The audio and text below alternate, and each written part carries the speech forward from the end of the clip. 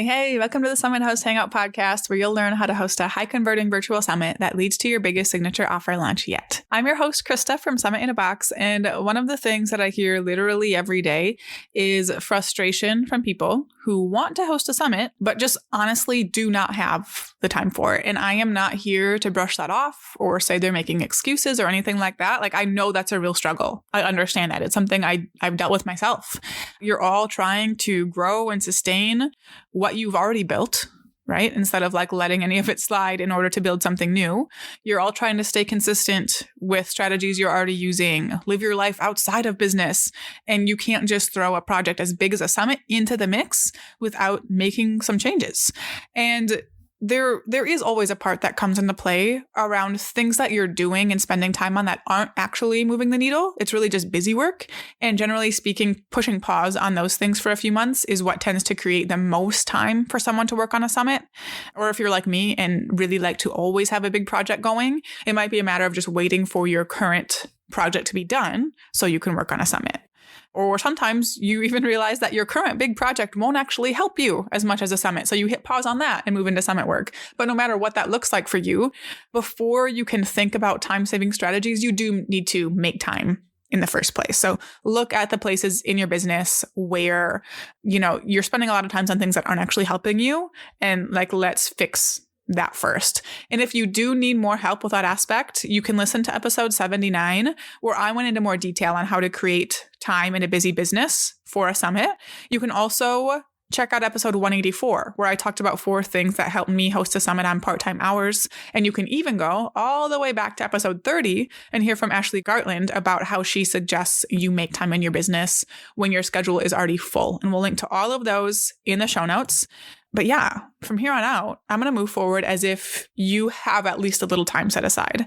But now you're looking to make that summit hosting process faster and easier. Who doesn't want that?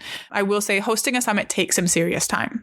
No matter, what kind of chunk of time you have, no matter how strategic you are with the things I'm going to cover today, if anyone tries to tell you that it's quick and easy, please run. If you ever hear me, if it seems like I'm trying to claim that it's easy, either know that I'm really not. I'm saying that it's easy in the context of how difficult it is to host a summit, or call me out on it if that's not clear, right? Because it's an undertaking. I never want it to seem like I'm trying to say this is easy. I'm going to make it as easy as possible, but it's still not going to be easy. Okay. So as far as when I say hosting a summit takes some serious time, what do I mean by that? I'm talking a 90-day timeline minimum. And if that's if you're not launching on the back end. If you are launching, that's even higher. And as far as the time involved, I would say anywhere from 10 to 20 hours per week if you have templates and processes like we have available in our programs. And that range, 10 to 20 hours, also depends on how quickly you move, how much of a perfectionist you are, and the team you have to help implement. Okay. And I don't say that to scare you. I clearly want you all to host summits. But if I'm going to be here preaching the greatness of summits, how fun they are to host, how powerful they are, it's also my job to make sure you're set up for success and going in with the right expectations. And the time investment is a huge part of that. It's not going to be fun for you if you don't plan enough time. It's probably not going to be as powerful as I say it is if you're having to rush and cut corners. So that's why I want to be really, really clear about it. So with that being said, how can we make sure we are reducing that time investment as much as possible? How can you be really efficient with the time you have blacked out to host your summit? So let's dive in to my 4 favorite time-saving summit strategies.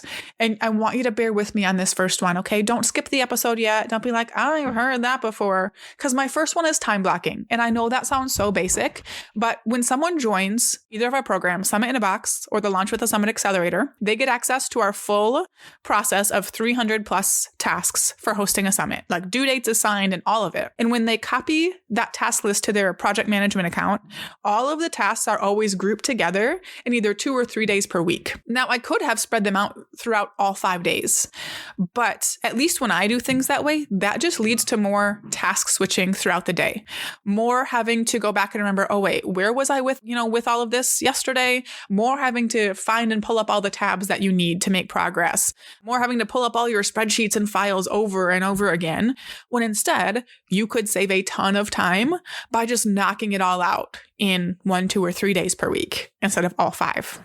right? So like when I plan my own summits, I have all of Monday and usually like a half day on Wednesday, sometimes also on Thursday set aside for nothing but summit work so that I can pull up all the files I need. I have 4 screens. I can have stuff going on every screen and I can leave it there. I'm not having to close it down to like go to a call or work on something else for a little bit and then come back to it and try to pull it all up again.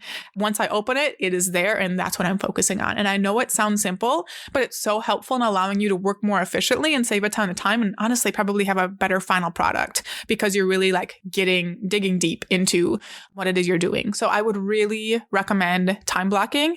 And for those of you in our programs who maybe missed, the reason why I have the timeline set up that way, now you know. That's why we have it set up that way. And even for those of you in Challenges That Make Bank, you see the same thing. If you're on our 30-day timeline, actually, if you're on our 30-day timeline, I think it maybe is 5 days a week. But if you're on our 60-day, we also have it broken up into 2 or 3 days per week for you. So I really think that's important and can help you save a lot of time in your summit. Let's move on to the next one, which is ditching bells and whistles. If you really need to save time, you can keep your first event simple if you need to, okay? Like use this as your permission slip if you need one.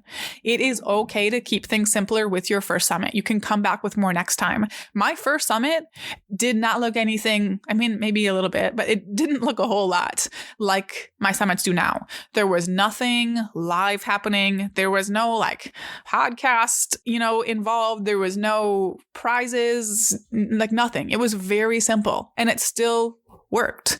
And like for those of you in our programs, I try to label everything that is optional as optional, but I think it's still easy to put pressure on yourself to really come out of the gate swinging and like do exactly what you see me do or exactly what you see maybe someone else in your industry do who maybe has more time or has hosted summits before or things like that.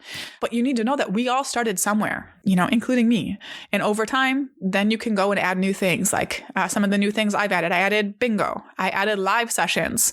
I added sponsors, affiliates, prizes, podcast feeds, different kinds of bonuses. We've played with upsells and order bumps and all of these things, but none of that was in that first summit. Okay. And also none of those things are going to make or break your success. Like rewind 30 seconds and listen to that. None of those things are vital to the success of your summit. They can like up level it a little bit.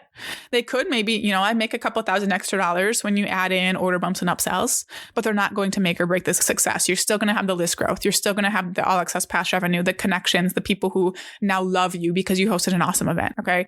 Being able to get your summit out there in the first place and do the basics well will impact those things, right? So I'd rather have you get the basics down and do it really, really well than worry about adding all these bells and whistles and kind of being a mess in the process. So think about what expectations you've been holding yourself to that maybe you can just let go of to save some time and some stress with this first event. I promise summits get so much easier once the first one is out of the way, meaning then you have some extra time to add in a new aspect or two each time because your registration page is done. All your tech is set up. You're just going in and making tweaks. That opens up so much time for you to add new things. Okay, so time saving summit strategy number 2 is ditching the bells and whistles. Let's move on to number 3, which is outsourcing. So with what's left, with what tasks are left after you've simplified, see what you can outsource if your budget allows for it. Episode 85 of this podcast goes over the top things I recommend outsourcing, but anything related to speakers is usually a huge time saver. We have worked one-on-one with some of our students and clients on things like live event support, speaker management, Kajabi tech setup, but really that's just the beginning of what you can hand off.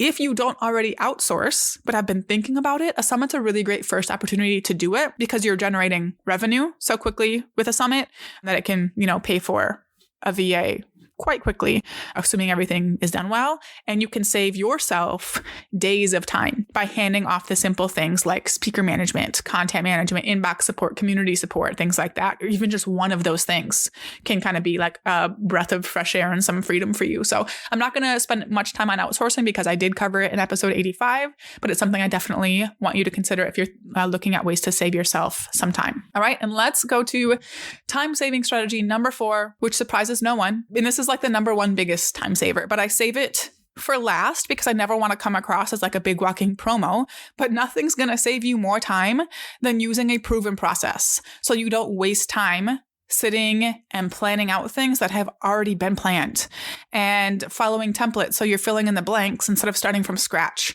with every single thing you need to do to the 10 plus website pages, 100 plus emails, speaker onboarding material, promo material, and more. Like, it's all been done. You can save yourself a lot of time by not redoing it, right? I just had someone reach out on Instagram last week and I asked them how their summit was going. And they said it was going well, but there were so many times throughout the process where they realized they needed yet another email and yet another page on their website and knew I probably had a template for it that they'd have been able to use, but kind of like felt like it was too late for them, which I wish I could have told them, like, no, it's not too late. They're all in there ready for you to dive into right away. But I don't want that to be you, right? I want you to be able to start saving yourself time from the very beginning. And I'm not exaggerating when I say hundreds of emails, all kinds of web pages, things like that, ready to go. So if you're really looking to save time, nothing's going to give you a better return than following a system that already exists and has already been proven. And you can even stack these things together and get the project process and templates and then outsource the execution of them. Like, if you're really looking to go all out with saving time, I can help you with that. And yeah, I'd love to see you do that. So if you are interested in getting your hands on our process, the best thing to do is just DM me on Instagram. I'm at Summit in a Box, and we can talk a little bit about your business. If you just like DM me 272 or something like that, so I know that you came from this podcast episode, we can talk about which of our offers is right for you, because we do have multiple offers that are just good for different people based on your goals, based on your level of business and things like that. And I'd love to talk about which option is the best fit for you.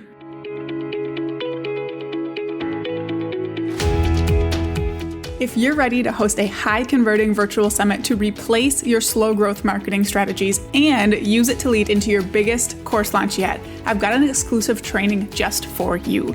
This training is for those who are interested in working with me in our Launch with the Summit Accelerator to host a summit that blows industry standards out of the water, uses feel-good engagement-based strategies to create an amazing experience for everyone involved, seamlessly leads into your biggest course launch yet, and sets you up for additional post-summit profits on the back end.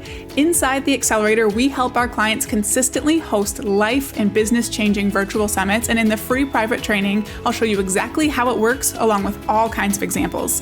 So apply for an invite to the Launch with the Summit Accelerator and the training at summithosthangout.com/apply. Thank you so much for tuning into this episode. I hope that it gave you at least one new speck of inspiration or idea for saving a little time on your summit. For show notes and resources mentioned in this episode, head to the link in the episode description wherever you're listening. And for now, go out and take action to plan, strategize, and launch your high converting virtual summit.